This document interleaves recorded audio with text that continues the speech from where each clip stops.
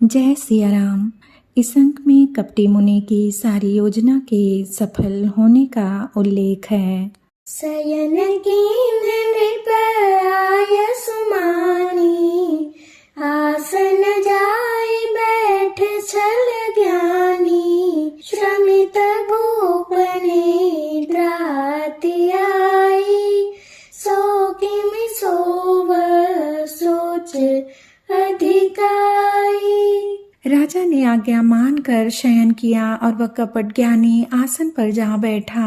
राजा थका था, उसे खूब गहरी नींद आ गई, पर वह कपटी कैसे सोता, उसे तो बहुत चिंता हो रही थी।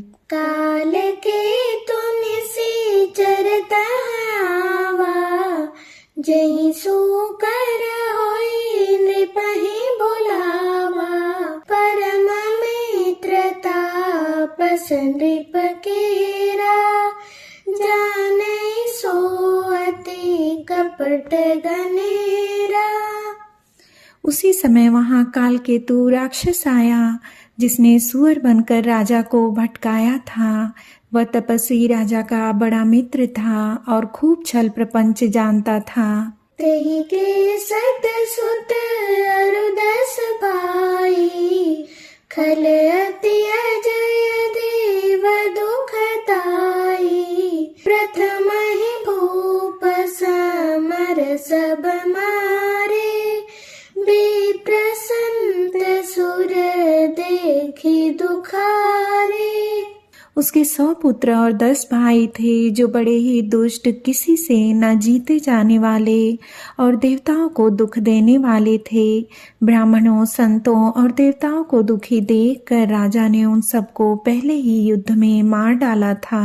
तेहि खल पाछिल बयरु संभारा, तापस नृप मिली मंत्र विचारा।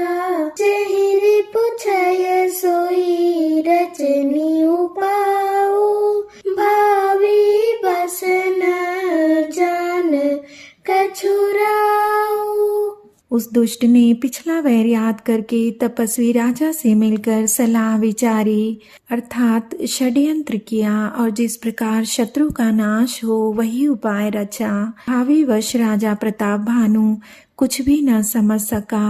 रिपु तेजसी अकेल अपि, लघु करि गनी अनताहु। अजहु देत दुख रबि ससिहि, सिर अवशेषित राहु। तेजस्वी शत्रु अकेला भी हो तो भी उसे छोटा नहीं समझना चाहिए। जिसका सिर मात्र बचा था, वह राहु आज तक सूर्य चंद्रमा को दुख देता है। तापस नृप निज सखहि निहारी, हरषि मिले उठी भयउ सुखारी। मित्र ही कही सब कथा सुनाई, जातु धन बोला सुख पाई। तपस्वी राजा अपने मित्र को देख प्रसन्न हो उठकर मिला और सुखी हुआ। उसने मित्र को सब कथा कह सुनाई। तब राक्षस आनंदित होकर बोला, अब साधु रिपु सुनहु नरेसा, जो तुम कीन मोर उपदेसा। परिहरि सोच रहु तुम सोई, बिनु औषध व्याधि विधि कोई। हे राजन सुनो, जब तुमने मेरे कहने के अनुसार इतना काम कर लिया, तो अब मैंने शत्रु को काबू में कर ही लिया।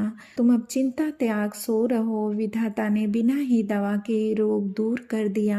कुल समेत रिपु मूल बहाई, चौथे दिवस में लब मैं आई। तापस नृपहि बहुत परितोषी, चला महाकपटी अति रोषी। कुल सहित शत्रु को जड़ मूल से उखाड़ बहाकर आज से चौथे दिन मैं तुमसे आ मिलूंगा। इस प्रकार तपस्वी राजा को खूब दिलासा देकर वह महामायावी और अत्यंत क्रोधी राक्षस चला। भानु प्रताप ही बाजी समेता, पहुँचाए सी छन माझ निकेता।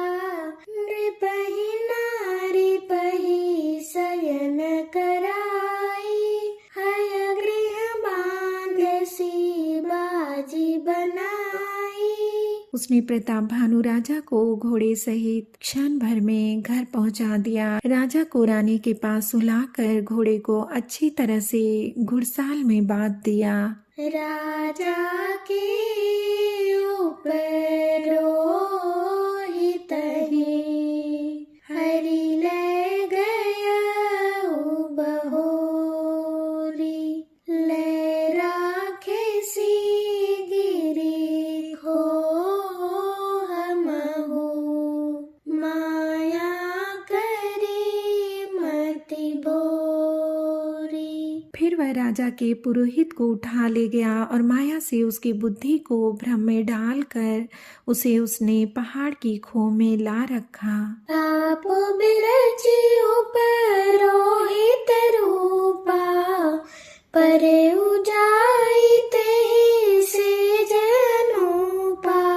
जागे नृपन भय बिहाना, देखी भवन अति अचरज माना। वह पुरोहित का रूप बनाकर उसकी सुंदर सेज पर जा लेटा। राजा सवेरा होने से पहले ही जागा और अपना घर देखकर उसने बड़ा ही आश्चर्य माना। मुनि महिमा मन महु अनुमानी, उठे उगमहि जेहि जानन रानी। कानन गयउ बाजी चढ़िते ही, पुर नर नारी न जाने उकेहि। मन में मुनि की महिमा का अनुमान करके वह धीरे से उठा जिसमें रानी न जान पावे। फिर उसी घोड़ी पर चढ़कर वन को चला गया। नगर के किसी भी स्त्री पुरुष ने नहीं जाना। गए जाम जुग भूपति आवा, घर घर उत्सव बाज बधावा। उपरोहित ही देख जब राजा, चकित बिलोक सो मेरे सोई काजा। दोपहर बीत जाने पर राजा आया। घर घर उत्सव होने लगे और बधावा बजने लगा। जब राजा ने पुरोहित को देखा तब वह अपने उसी कार्य का स्मरण कर उसे आश्चर्य से देखने लगा। जुग समन पहि गए दिन तीनी, कपटी मुनि पद रहमति लीनी। समय जानी उपरोहित आवा, नृपहि मति सब कहि समुझावा।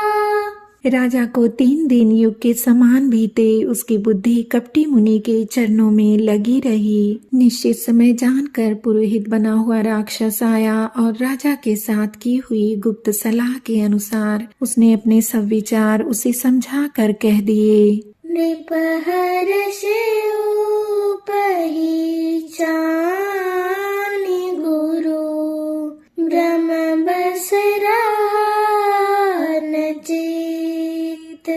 बरे तुरत सत सहस बर, विप्र कुटुम्ब समेत। संकेत के अनुसार गुरु को उस रूप में पहचान कर राजा प्रसन्न हुआ।